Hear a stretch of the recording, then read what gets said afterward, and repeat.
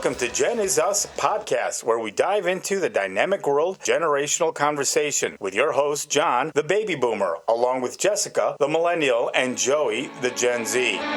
Today, we're going to talk about parenting across generations. This episode will compare parenting styles, and I think the only ones really that can talk about this is myself and Jess. Wow. And Joey can actually talk about the parenting style that his parents gave him. I was going to say, everyone has... Yeah, everybody has... been parented or not parented or... Right. So here's some fun facts about generations, about the different generations. Now, the silent generation was born between 1928 1945, baby boomers, which is me, 1946 to 1964, Generation X, 65 to 80, millennials, which is Jess, is 81 to 96, Generation Z, 97 to present, and Alpha, which is in the 2010s. I definitely think, though, like Daniel, so my husband, is bracketed in the millennials, but he is not a millennial. So he fits under Generation X. I mean, I think they call them Generation X. I, right? Or Y? Oh, X. X. No, but he's not born. He was after 1980. Yeah, that's what I'm 81, saying. No, wait a minute. Okay, so when was he born? 82. So he's a millennial. I know, but I don't consider him a millennial. Why? Because he and I are technically millennials, but we were born in, like, totally different eras. Like, okay. He didn't get a cell phone until he was, like, a senior in high school. And okay, but that really doesn't have anything to do with it. It does. No. I feel like it does. Okay, well, let me break down a couple things, and then maybe you'll kind of figure out things. Okay, so in this fun fact, I know things. Okay, okay, so many things. The fun fact is that for the silent generation, again, was born 28 to 45. That doesn't sound fun. No, it doesn't. It was the major events were the fall of Nazis, the rise of nuclear bomb, communism as an enemy, the McCarthy era, and the Cold War. What's McCarthy era? That's when they basically thought everybody was a communist. So like all the actors and all that never said who they were as far as like affiliation. Who's McCarthy? Is he McCarthy was a senator that was like in today's, Yeah, but because they always like say he's McCarthyistic or it's McCarthyism, and I just was like, McCarthyism basically is a person who thought everybody was a commie, and so let's get rid of them, whatever. So they had hearings and all sorts of stuff, So I mean, that's what I remember from school. He was a U.S. senator. Okay, correct. I believe that's don't quote me on that, but so the parenting style of the silent generation was known for working within the system rather than fighting the system. They parented quietly and without doing anything that called attention to them. They kept their heads down and did what they had to do. So it'd be like my grandparents, right? Right. Yeah. I mean, because my parents were born within that area because my dad was born in 1933. My mom was 34. Yeah. So they were within that generation. Now, my parents, their parenting style was vastly different from what I did with you. Yeah. Okay. My obviously. parents, I was running for my life most of the time with my dad. I love my dad, obviously, but their parenting style back then was way different. I mean, I grew up basically in the late 60s, early 70s, and anytime I got in trouble, Dad took out the belt, and threatened me with bodily harm. Yeah. So, I mean, but that was the era back then. Now, I don't know about parenting silently because I remember running for my life and screaming. Yeah. So I remember one time me and my sister were playing in my bedroom, and there's like a glass. It was a ceiling fan, not a fan, like a fixture, a light that was made out of glass, and we were playing pillow fights and stuff like that. And guess what happened? I hit the pillow up against the fixture and it all came down. Dad was looking for me. Or whenever I'd come home And I got in trouble in school, and Mom would say, "Don't worry, wait till Dad comes home." And sure enough, when Dad came home, the belt came out, and I was like, "Yeah." So it was, their parenting style was so different. I mean, from even your era, and I think other eras. I don't know what they did before. Yeah. Silent generation, because my mom really never spoke too much about it. But they grew up in Mexico. I feel like that's way different than like grandma and grandpa, though. Like, I think it takes, everybody's different.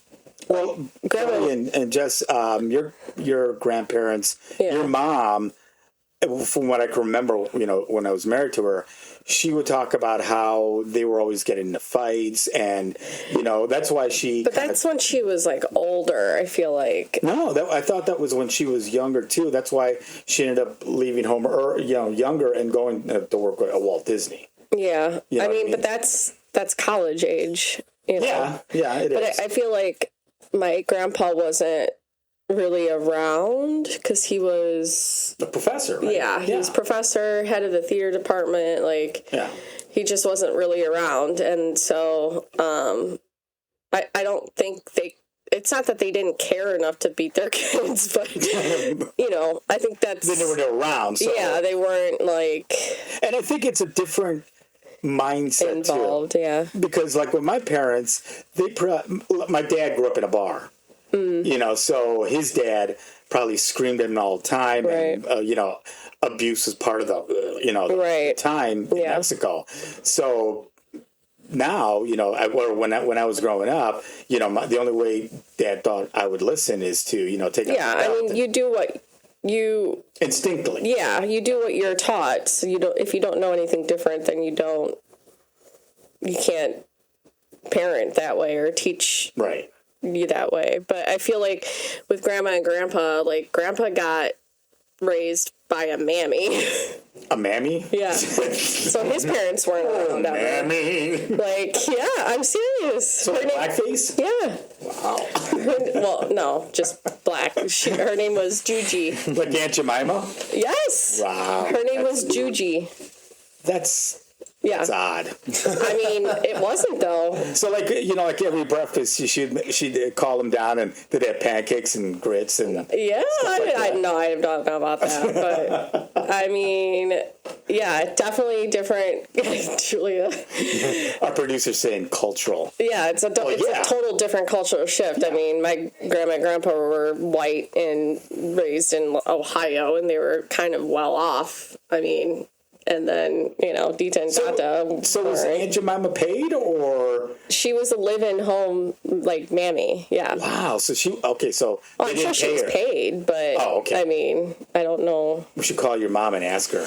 I don't know if she would know. You knew that, right, Joe? Oh, yeah. Yeah. You knew that she was a mammy? I knew that he grew up with one. Yeah. Wow, that's nuts. Yeah, so he was like raised basically by his nanny, So that was like in the 1950s, probably, right? Or 40s. Yeah, like 40s, 50s, yeah. Wow. Mm-hmm. Yeah. So it was okay to have like I wonder if she looked like Aunt Jemima. She did. I saw pictures, yeah. Oh, you saw pictures? Yeah. Oh, obviously. That was a long time ago. Well, so you never got to. No. But did your mom ever get to meet her? Oh, I'm sure she did. Yeah. Really? Yeah. Well, she eventually kind of became like a part of the family. Yeah, she was. Well, yeah, I would think that she's a live-in mammy. And then, she probably took care of my great-grandparents when they got older. Right. And then she, obviously. See, I don't. When I was married to your mom, I don't remember. I didn't know that until years later? 10 years ago. Well, really? Yeah. See, I don't remember that when I was married to her. I don't remember her ever saying that they had Aunt Jemima living at the house.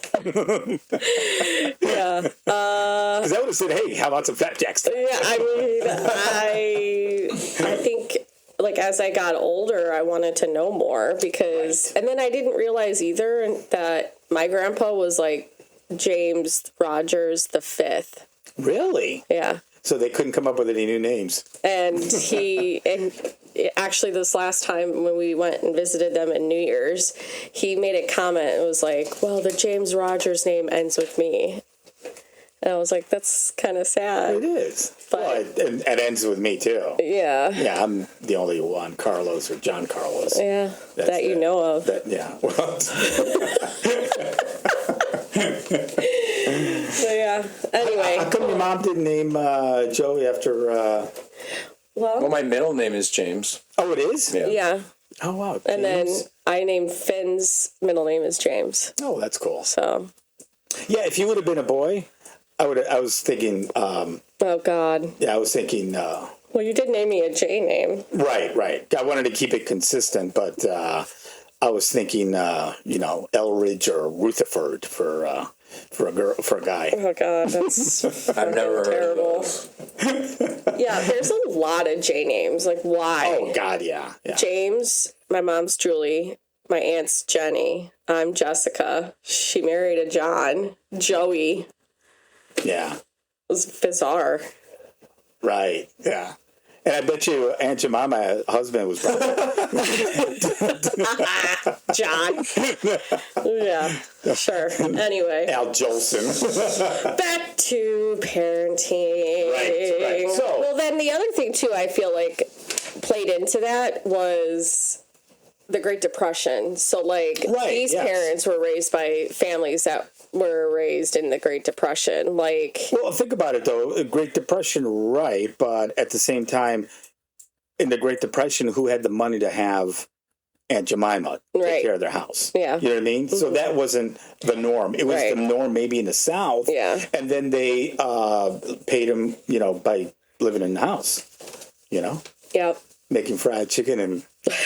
Well, my grandma wasn't raised like that. My grandma was an only child. Her dad, I think, was really raised poor, like really poor. Really poor. But so grandma wasn't necessarily raised like that. But so I don't think that just because she was white, it didn't mean that she had a mammy, It's like, hey, I'm married into someone. Yeah. Okay, so let's move on to baby boomers, which is me. 46 to 64, major events, the 1960s counterculture, higher standards of living, higher educational standards, Vietnam War, and civil rights movement. Mm-hmm. Now, the parenting style for the baby boomers are the parents of late Gen Xers and millennials, and their name reflects the baby boomer and increased birth rates. They raise their children with a focus on wanting the best for them. Making sure their children went to college was a priority. So, like your children. Right. You, basically.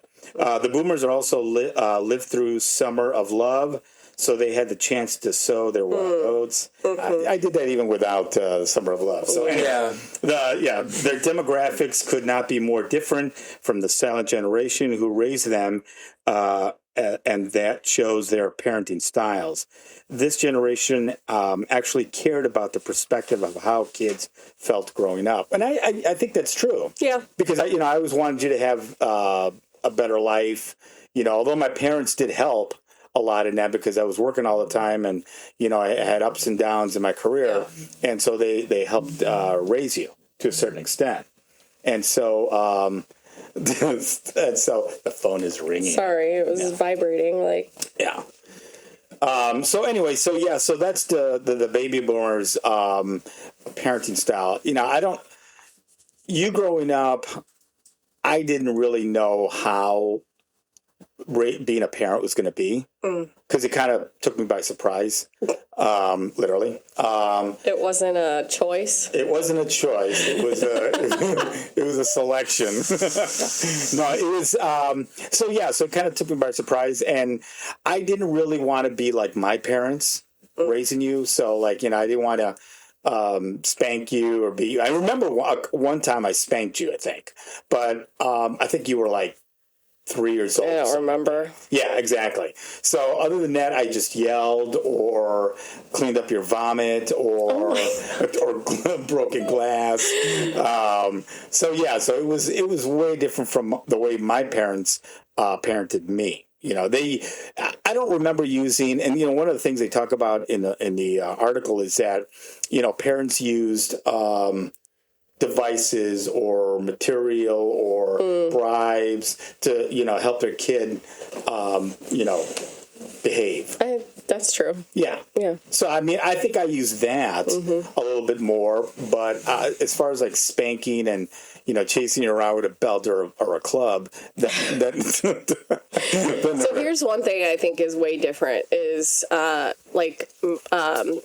my grandparents weren't necessarily like this. Dita and Dada were, but there was always, I think it was kind of the norm for like my grandparents, your parents, to have a homemaker, like someone that stayed home with the kids. So being on a one-income household. Right. Whereas baby boomers, it was not that way. Like, I think most baby boomers both had working. They were both working. Oh, right, yeah. So, like, the kids, so, like, millennials, let's just say, they grew up with both their parents working. So there's a lot of, like, latchkey kids. So kids who had to, like, figure out shit on their own and kind of become more independent in a way and also parent themselves. I think, well, obviously my situation is way different because, you guys were divorced and my extended family helped raise me half the week. But my mom worked full time. It was just... that, I think, is a major difference with that generational change. Joey's just nodding his head. Well, you know what? Back then, too, and I think with baby boomers, it started the whole latchkey thing, too, because I remember as a kid, my mom used to walk us to school. We never walked alone, but later on, in high school, middle school, there were kids in my class that walked to school or walked home after school, and did their own thing. Yeah. I was lucky mom picked us up or I walked home. I was close enough to walk home from school and there was, my mom always was there. Yeah. So as far as the whole latchkey kid thing, I think that's when it began, as the end of baby boomers and the beginning of, the next generation. Yeah, but Joey, even with him growing up, mom worked at home and Joey, basically you were kind of on your own, figuring it out because mom worked at home. So she was there, but even at 7, he was kind of just trying to figure out after school, what to do. He was just kind of on your own, I think.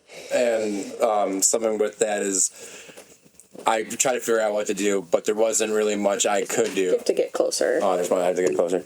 Couldn't really figure out what to do because I wasn't a latchkey. I wouldn't consider myself a latchkey kid because mom was very... she was always there. It just, she wasn't she was always attentive. There. And she was very... Or I was there. Yeah, well, for the beginning. Yeah. But she was kind of scared about me. She didn't want me to do anything for whatever reason. Yeah. Or what do you mean? Well, that's she didn't want you to do helicopter parenting. Yeah, I couldn't even walk. I couldn't even be in the front yard without her flipping out. What? Oh yeah. Mm-hmm. Really? Yeah, and then eventually 6th grade, I'm like, fuck it. I just started riding my bike around. I'm like, nah, I got to get out of the house and do shit. Fuck that. Did you do the lawn? Oh, yeah, eventually. Yeah. Oh, yeah. I'm like, Dad, teach me how to do the fucking lawn, please. Mm-hmm. Yeah. So then as time progressed, I guess, in some ways, I guess there's latchkey things because just practical things I ended up kind of teaching myself or, I eventually just kind of, looked it up online or asked. Because then my parents, mom and my dad got divorced too, so I would talk to him about things. My mom was helpful in a lot of ways, but there's some pain with those memories of just sitting around not being able to do shit all fucking. Did your mom come down the stairs one day and said, "Joey, what are you doing with that chicken?" No, I actually never got caught. Really? Okay. Anyway, I've been really good about that. Never got caught once by anybody. So did your mom cook? Gross. Yeah. Okay. So she showed you how to cook? No. Oh, hell no. Like I said, she didn't want me to do anything, but then complained when I didn't do anything. So it was just weird. Yeah, it was just weird dynamic. Weird dynamic, yeah. Yeah, but then eventually Nah, I don't know. I don't know what that says. But did Tim?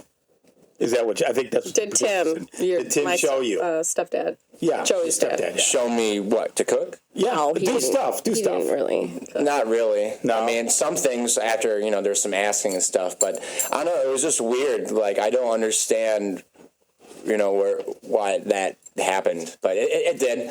But like I said, especially like in the last 3 or 4 years, I've kind of just, that's kind of just the person I've become anyways. I'm very, I'm a go-getter. I have to constantly be doing things, whether it's creative or whether it's, whatever. I'm a go-getter anyways. So I think that's maybe part of the reason why I am a go-getter is because I spent a lot of my life like just waiting for things to happen, not being able to do them. So now I'm in the point in my life where I'm going to just do it. So and like learn on your own. Yeah. Right. So it's a blessing in disguise that happened because kind of latchkey-ish. Yeah, it is. In a weird way, though. Well, I think that's part of the discussion. Like, okay, so the different parenting styles of the generations, which you kind of fall into one of those because your parents were, even though they were there, they weren't. You know what I mean? Right. And so, like, with my parents, they were there all the time. So, like, if I needed, anything, like, I needed to talk to my mom. I remember times, in the backyard, I would come home and my mom would, talk to me about, how to be or how to behave or, just life, how to, tackle life. I mean, rarely did I listen to my mom, but still, I had parents that were there all the time. And my dad, he worked all the time. So I rarely saw him. And when I saw him, he was more of the hammer. Right. He was, yeah, exactly. Yeah. Or he would be watching Westerns or stuff like that. My dad was a big fan of Westerns and stuff like that. So, or wrestling. Me and my dad used to watch wrestling all the time. So, but I had a good childhood. As far as like parent style, I didn't take from them really, because I wanted to be my own person and be able to raise somebody that, I thought was going to be different from me. And she was, she did basically a great job, growing up and, even with all the divorce and all the stuff that was going on. And, but you weren't really around a lot. I wasn't. But like I said, I had a lot of help. Yeah. My sisters helped and, we moved a couple times because, things were just up and down in my career. Yeah, that was like when I was older, though. Right.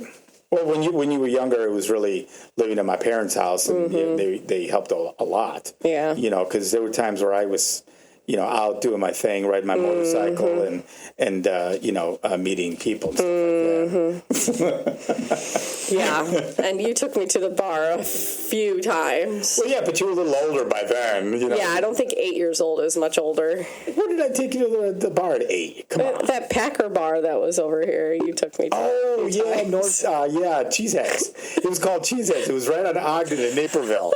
And it was painted like a big cheesehead castle. Oh, it was the coolest thing. And, I was watching, that was in 94. Oh my God, I was 4 years old. Well, no, you didn't go then. Because the Packers won the Super Bowl in 96. Oh, right. Which I think I talked about it before, where the Packers went to the Super Bowl, and we were there. I was there with my buddy, and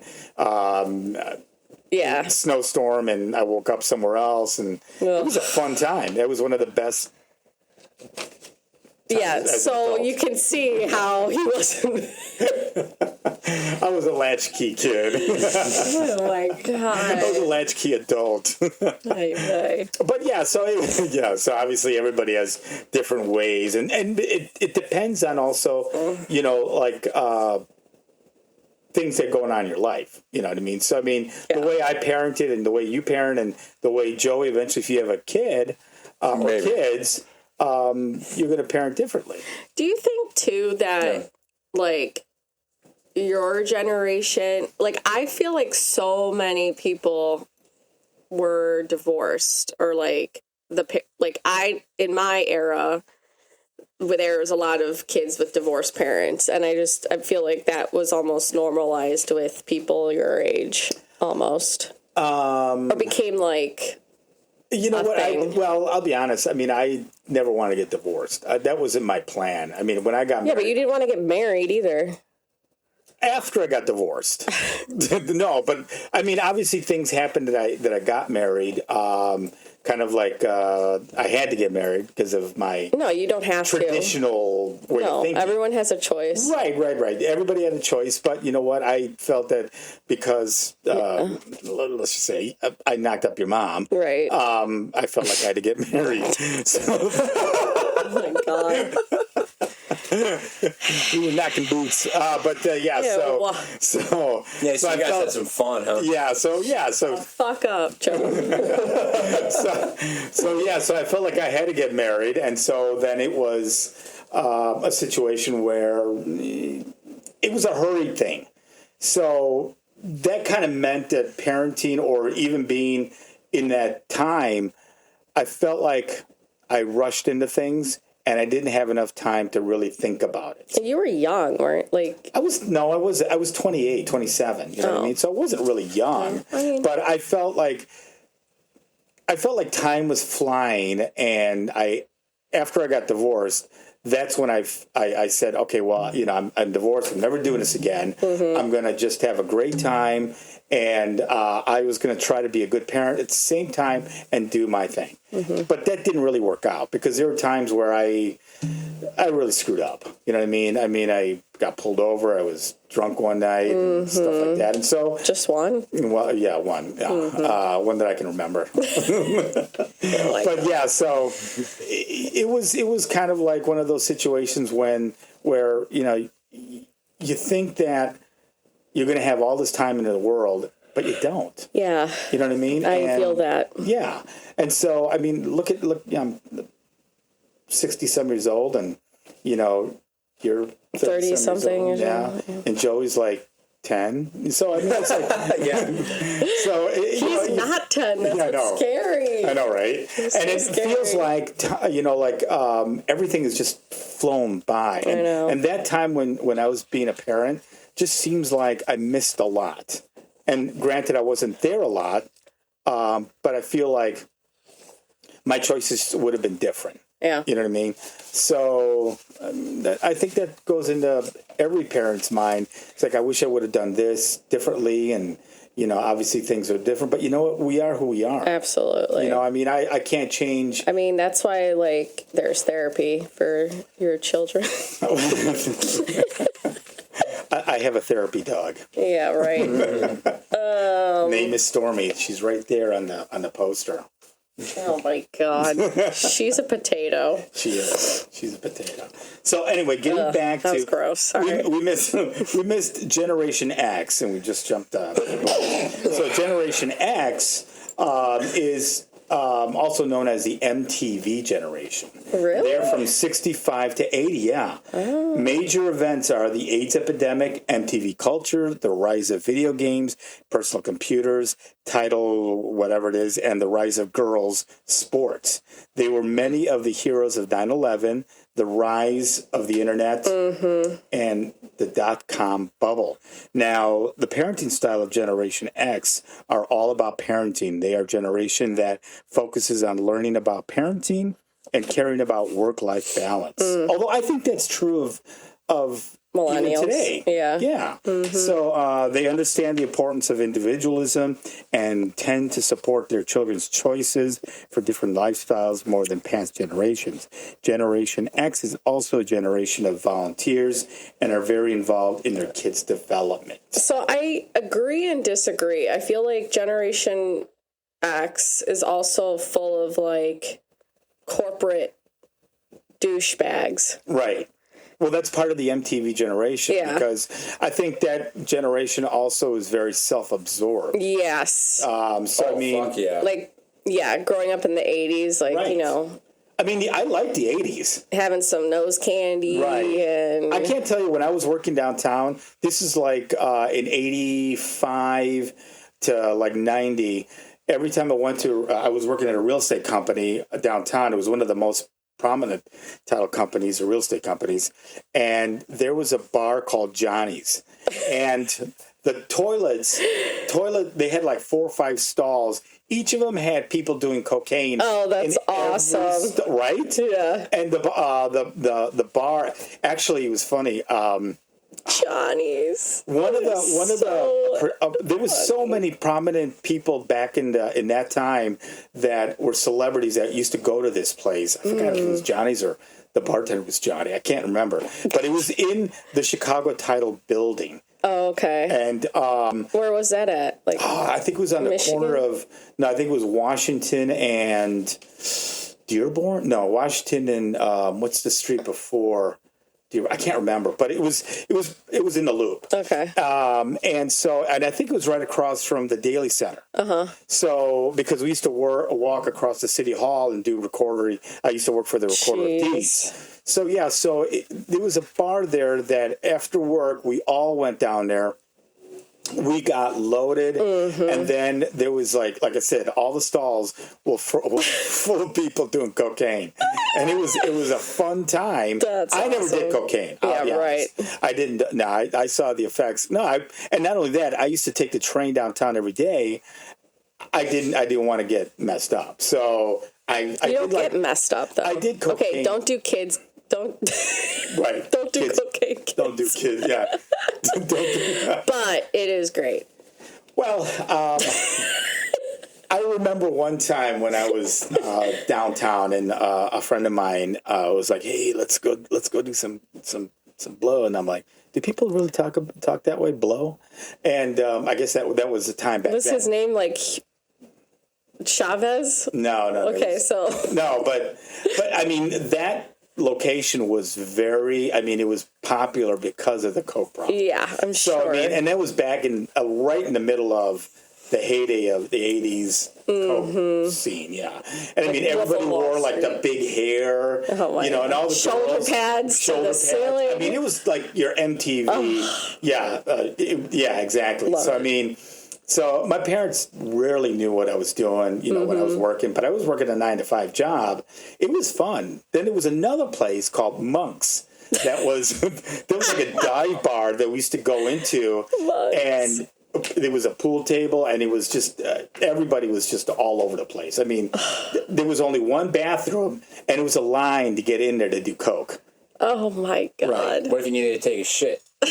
You did it while you were doing coke. Oh my So you God. had the lines on your legs, Ew, and people would put up, and so like they were like people walking out of the bathroom with like scars on their pants. Oh my God! Fucking serious? That's where acid wash jeans came Right, from. or the tore up jeans. That's where they came out of. Yeah. I'm not gonna lie.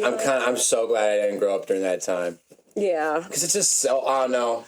it's very like materialistic. Yeah, it's a materialistic and selfish decade. Yeah. And it's funny. I actually got in this. Joey, I think you need to get closer. No, I think you're fine. No, Yeah, you're fine. because my voice travels. Yeah, it travels really well. Yeah, so that's why I'm good. Yeah, because I can tell that. Yeah. Yeah, so okay, I got in this discussion. I remember my last job, and I made these two broads laugh so fucking hard because they're like, they know that I'm into the arts. They know that I'm an aspiring filmmaker and music, in a band and shit. So they're like, hey Joey, blah blah blah, music, films, giggle, all that shit.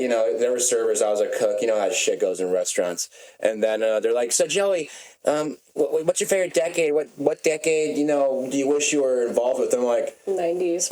No, incorrect. Oh. This one, because I wasn't born in the wrong generation. I was born in this one. So this is a generation I belong in because it's not like I'm reincarnated. I mean, maybe I'm reincarnated, but no, this is the right generation. It was the one I was born in. The fuck? Yeah, I really wish I was born in the 70s because I want to wear bell bottoms. And it's like, no, I don't understand. Oh my God. I don't understand motherfuckers that say, oh, I wish I was born in whatever. Like, no, you don't. Like, whatever you think sucks about this one, there was plenty of shit that sucked in that one, right, guys? Totally. Yes, Right, agreed. seriously. And also, nowadays, you can take all the good and you can leave all the bad in those. Like, for example, the 80s, you had some cool things, had some cool movies, cool musics, but I know damn well that I would have been pissed. Yeah, why? I mean, you know what? I lived it. I lived in the 80s, so I mean, I can tell you that it was like the videos you see on TV. So it really was like the hair and absolutely. It was it was for men, it probably would be great, but for women, definitely not. Oh yeah, because isn't the term "boys will be boys" from that decade. Yeah, I I believe mean, that's it from the 60s, isn't it? I don't know, Boys Will Be Boys. but from I just that know movie, Boys Will Be Boys. Well, I just know that like that was very prevalent in the 80s, right? oh yeah, That what was The term boys, like the expression, like have your secretary like massage you while you're, you know, or parties got out of hand. Like I think you're referring to Mad Men. No, well, up until kind of talking then, about, I mean, and that's like the 60s. Title 70s. IX, isn't Title IX like the equal opportunity? I don't know, producer, look it up. Either way, I mean, it's like, what? You know? I mean, I think the 80s were the 80s. I mean, I got married in 89, but before that, I was going to parties. Yeah. I would wake up at like somebody's house that I didn't even know it was. And my mom always thought, okay, well, I have a good kid. Right. And I was for the most part, but it's fun. It was fun. It was a fun decade because you could be decadent and do stuff that normally generations. Oh yeah. Well, there's also just a lot of. I think every generation there's a lot of, like Joey said, like good and bad. Like you can look back and say, well, that was really fucked up, or that happened was really fucked up.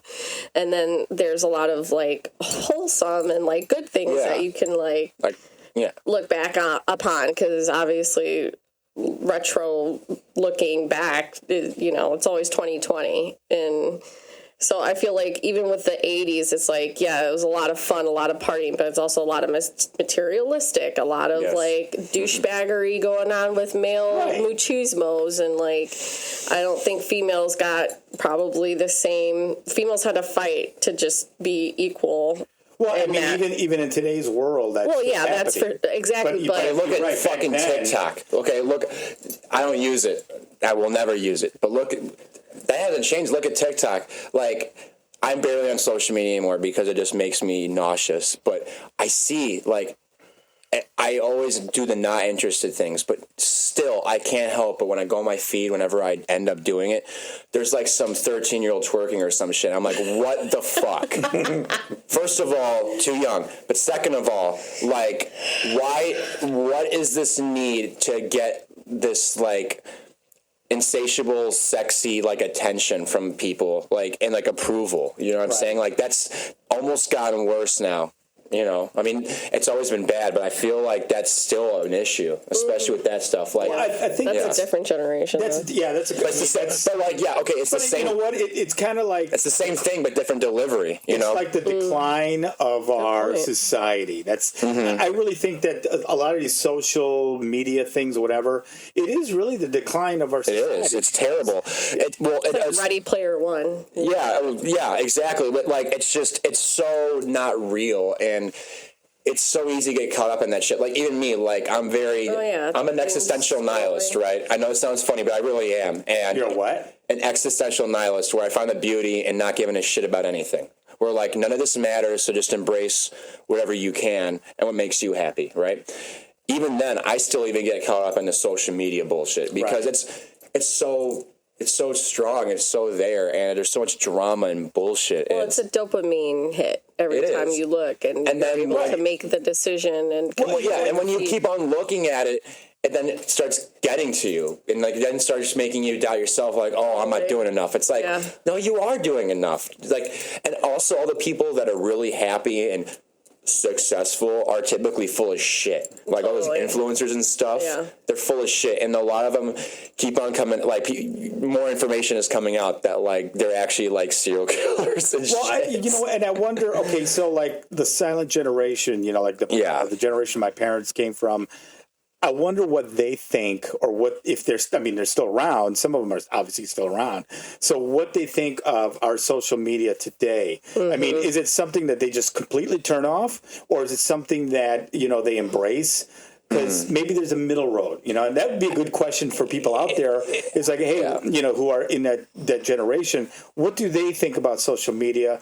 Does their generation perceive what's going on? I mean, you've got a president who is older than, is in that generation. Oh, yeah. You know, and he's embraced some social media, which is kind of a farce, but you know what? He's embraced it. It's a farce and a fart. Yeah. Right. And, you know, and it's like, okay, this guy's doing it. Musk, who is beyond a billionaire, is obviously, he's got a social network, you know, and I don't go on TikTok. I think I have an account, but I don't use it at all. You know, it's and you look at the reels and all the stuff. Makes me sick. It's like, you're right. There's kids up there on there that save it for the next episode. Right. Well, you know what, and the funny thing is that some, you know, generations like yourself don't even get on there. No. Fuck that. Because they find it a useless tool. It's useless. You know, and if you want to say something or you want to be out there, then just do it. Yeah. Just do it. And those... Well, like, my grandparents, they have, like, Facebook, but I don't think their minds can go into anything beyond that. Like, they don't... It's just Well, they're stupid. part of my parents' generation, so it's like... Yeah, that's a good question. So how do they take social media? They don't? I don't know. I know they have Facebook. That's about it. But they constantly are like, oh, how does this work? Like, what button am I supposed to press? Like, that's a whole nother story. Yeah, you know, it's funny, like, they'll end up seeing, like, a live performance or, like, a video I made or something. And they're like, oh, what is this? It's so violent or it's so loud or whatever. It's like, I didn't send it to you. You found it on Facebook. It's not like, they, like, take it personally, like, oh, why would you make this and send it to us? It's like, first of all, I didn't make it for you. Okay, and you like musicals. I like Japanese grindhouse movies. So like, they're like... and it's also like, don't take it personally. I didn't send it to you. You found it on the internet. And they can't grasp that, but I'm not surprised that they can't grasp it because they're from a whole different world, you know? Yeah. Wow. So, okay, so we've covered... Going back to parenting. Going back to parenting. Sorry. So really, the only really, it's Generation Z... millennials. No, millennials. Yeah, we didn't cover that. Okay, so millennials. The major events: a childhood with the internet, the regular presence of cell phones, the rise of social media, which we kind of covered, the Great Recession, and COVID-19. And I would add that there is something to be said about millennials going through some shit. Okay. Please explain. Of course. So there is what is it called? Like mass trauma, where you go through like traumatic events as a generation. So like millennials, okay, we went through 9/11. Yeah. That was plastered all over the news, like literally stopped school to watch the news as the towers were hitting and like people were jumping out of the buildings and shit. And I was in 7th grade and like, that is fucked up. Like I would never let my kids watch that shit. I know. But it was just what was happening. That generation went through COVID-19 too. Yeah, so we went through COVID. Think about like, mass shootings in school. Right. We went through Columbine. Like we went through like all of those things like that I don't think previous generations even thought about. What about the silent generation with like World War II and the Great Depression? But that's a war. That's like that's completely different. I feel because like. that's there. Yeah, it's happened. Like and Vietnam, you're not seeing it live in front of you, like happening at that moment. Okay, that's you know true. what I mean? You got news. You know, the guy that came on the news and said, "On today's World War II." Right. You know what I mean? Yeah. And the same thing with Vietnam. Yeah. You know, it's like you would get Walter Cronkite talking about napalm being used and stuff like that. Yeah. Whereas this, you've got so many different things happening and how the country dealt with it and other countries dealt with it. Yep. I mean, COVID-19 shut down the country. Yeah. It shut down schools. I mean, people had to work from home or didn't work at all. Mm-hmm. And then you had somebody who was the leader at that time who had no clue. He was talking about injecting bleach into your blood to get rid of it. And I mean, you had somebody who had no concept of what's going on. And unfortunately, we have that again today. And what's going to happen now. Now, they're talking about a new pandemic with bird flu and TB, tuberculosis. making a rise, and they want to put in a guy in the health department who got a worm in his head.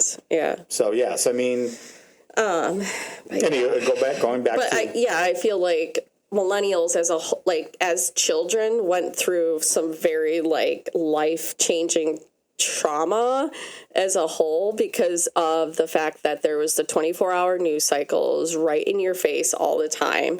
There was things like John Bonet. I remember that happening. Right, all of those things that I feel like made us, me as a parent, very much aware, but also I feel like I'm more of a helicopter parent than the generation before me. Right. Because I'm aware, I ingest the news and I'm aware of the news of what's going on. You constantly know what's happening. I mean, even with social media, it's I don't know if you guys have that app that's the Neighbor app or whatever. But it's a neighbor app. Basically, it's a social media platform for people in your area. So you're constantly getting updates does anybody know this man who's walking around our, sidewalk? Suburban Next door. It's called Next Door. Oh, it's called Next Door? Do you feel a little bit you got to turn off the news at some point? We've done that because, we there's so much going on, I know. especially with the new administration. It's you just don't want to listen to any of the dumbass stuff going on. First of all, we'd never had cable. Okay. Daniel and I never got cable when we moved out. Okay. So for the last 11 years, the only way that we really hear anything, I guess, I listen to podcasts. And then I go on my phone, I listen, I look on my phone, right. So social media and whatever Yahoo News is coming up. But I can't listen to I can't sit down, watch the news. That is a total generational thing because my grandparents, every single day at 5:30, they will sit down and they watch the news. Yeah, my dad did the same thing. Oh my mom and dad, very, very strict. And if they can't watch it, they'll tape it. No,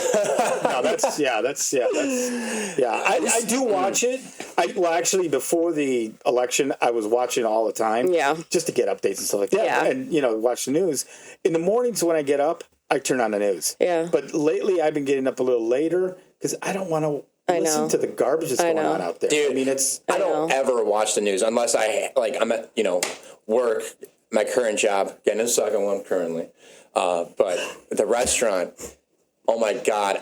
They have CNN on or something. Yeah. Fucking change it because I have the legislation to do that because I can get the remote. I'm fuck that. Do you jump to get the remote? It's too depressing. And then I don't want my kids to oversee that. Right. And now Owen, he wakes up before us because he's got trouble sleeping, which is alarming. Right. But he'll wake up before us, so he'll go downstairs, turn on the TV. He starts watching Good Morning Chicago.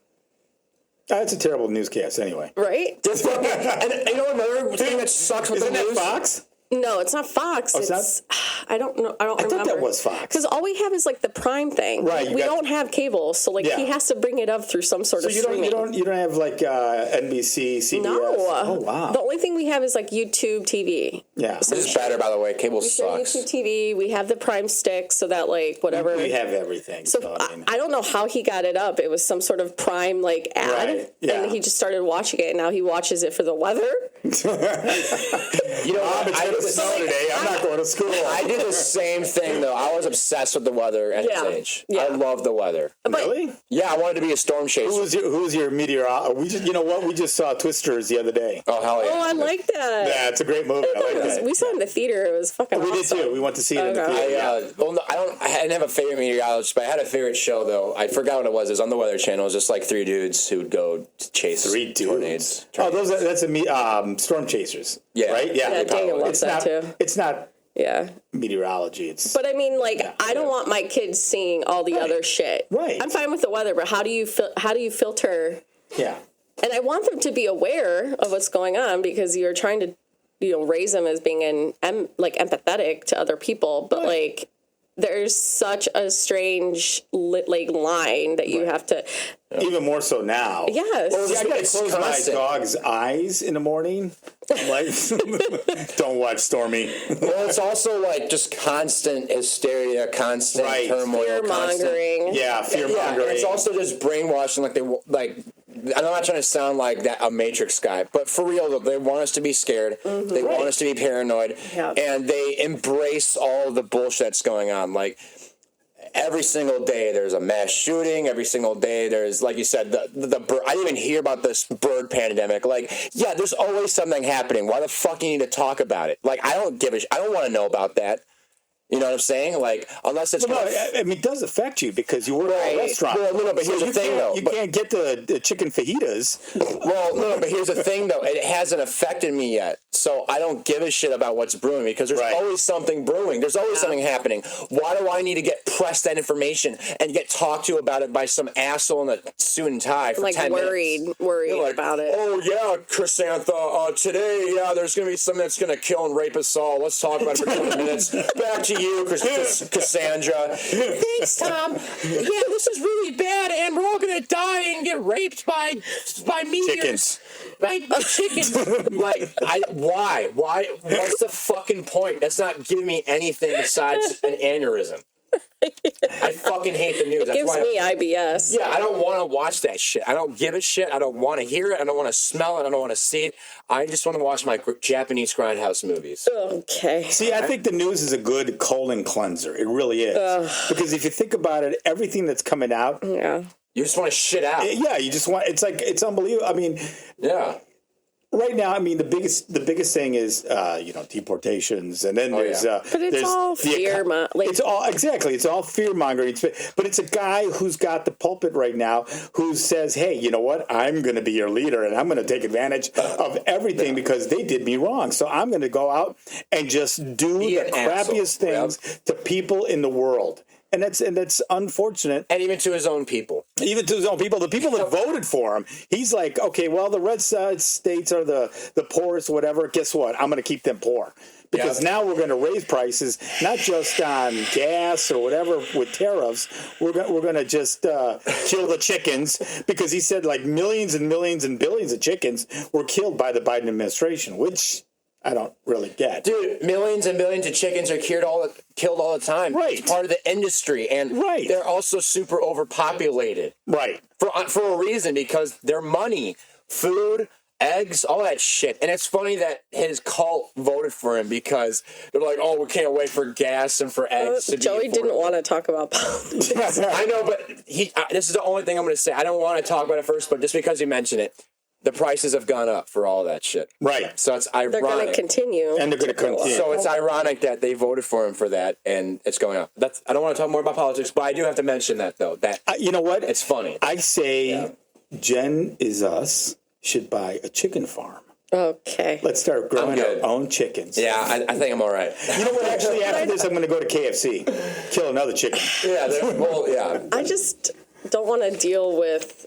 having to kill them. Yeah, I must not enjoy I'm going to get that delicious fried chicken. But I could just go to Popeyes. I don't want to see it happen. I know it happens and I eat it, but I don't want to raise them. I got to tell you, when I was in culinary school, we had a field trip and we had to go see cows being slaughtered. Oh, God. Well, don't they use the things from No Country for Old Men? I forgot what it's called. It is the most... Oh, yeah, the air rifle? Yeah, the air rifle? Yeah. Oh, no, there's some where they put them up. They got this electrical tube they put up their mouth. They electrocute them. No. And then they slice their, That's, it's a humane way of doing it. But imagine all the cattle and, that you see in your grocery store and all that. Where do you think it comes from?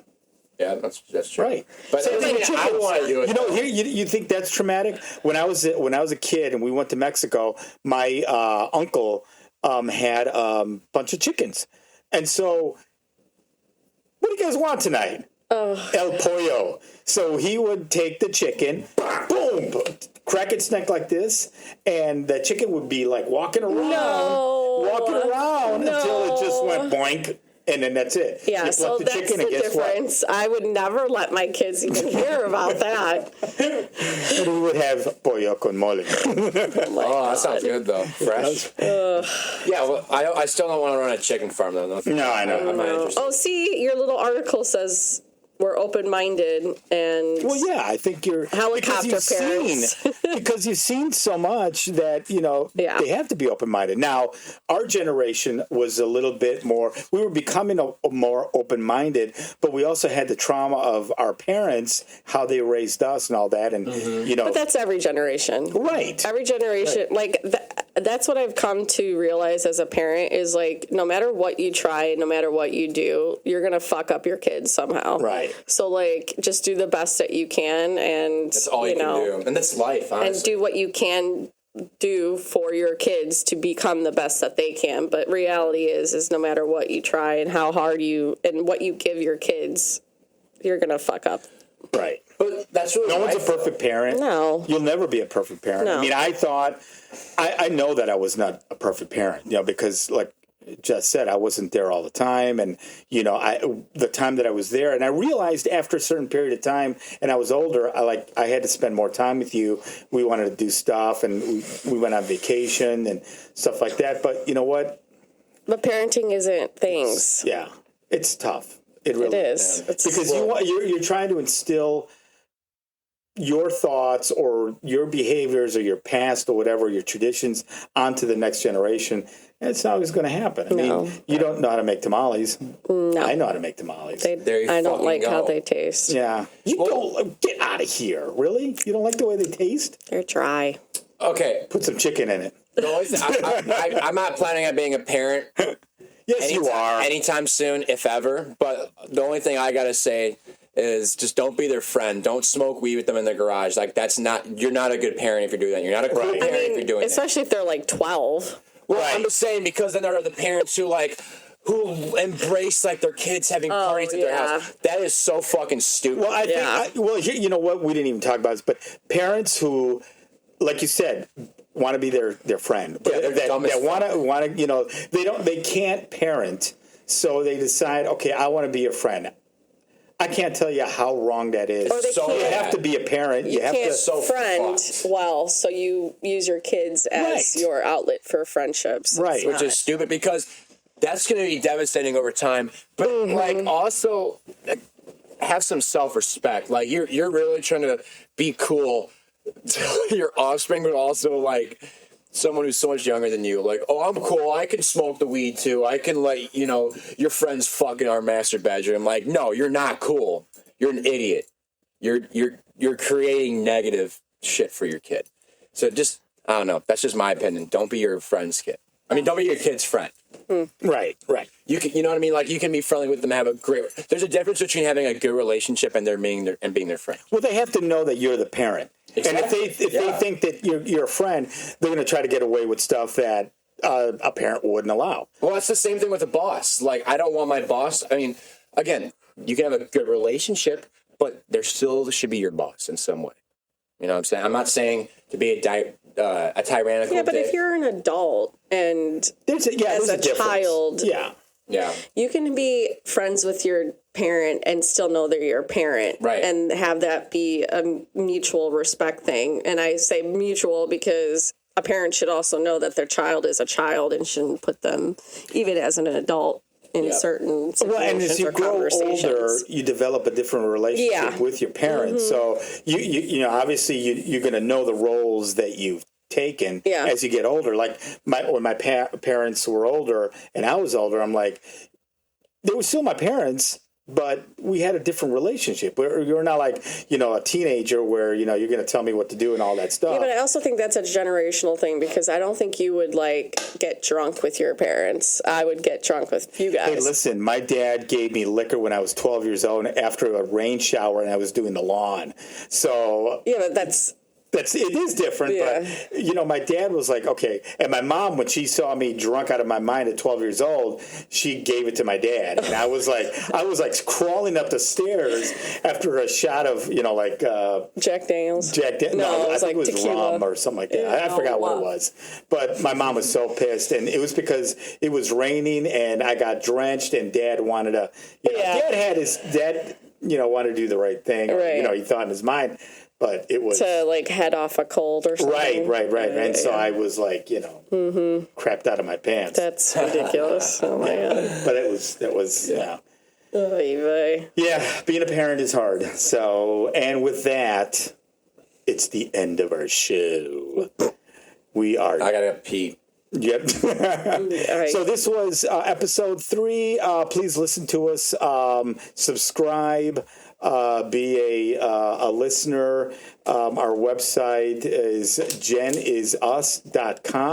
So please go there, upload our podcast, subscribe again, and be a part of our show. And thank you for listening. Thank you for listening. Until next time. Thank you for listening to the Gen Is Us podcast. Make sure to subscribe everywhere podcasts are available and follow us on our Instagram and YouTube at Gen Is Us Podcast. We want to hear from you, the listeners. Send us any feedback or questions that you would like 3 generations to answer at contact@genizus.com. Thank you.